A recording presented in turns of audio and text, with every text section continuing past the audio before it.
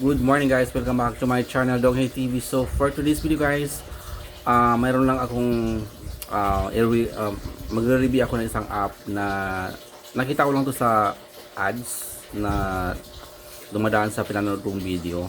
So ang pangalan ng app na to is Cash Drama.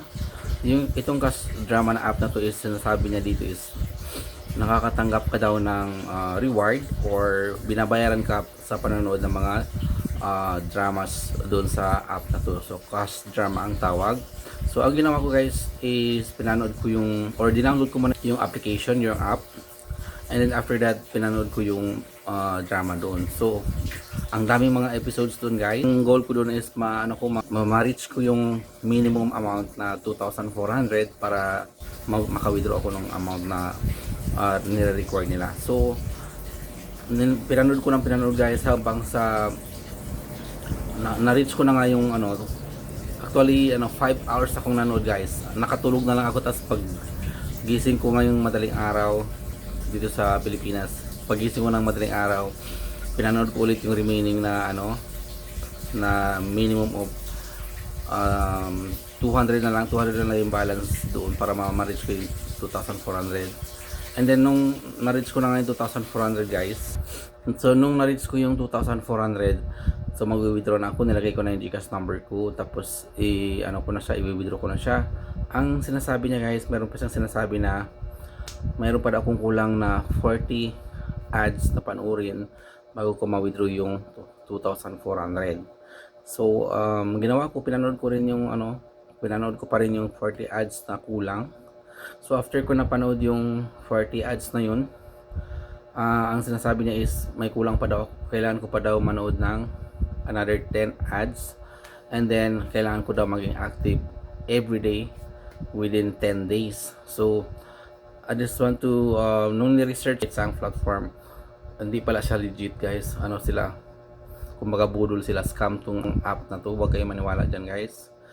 Yung mga video doon is legit, pero yung babayaran ka talaga, hindi siya legit guys. So yun lang masasabi ko. Kung sino man yung gusto tumangkang kung yun yung purpose nyo is panoorin yung mga drama doon na mababayaran kayo, no, hindi kayo mababayaran, hindi niyo makukuha yung pera doon sa ads na yun na pinapanood nyo guys.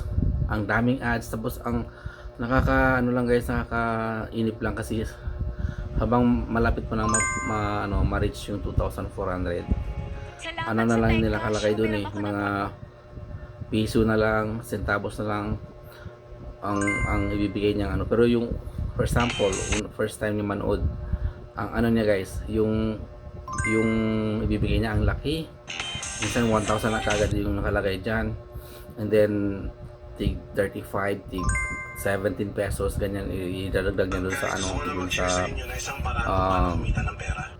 points mo kada nood mo ng drama na yun.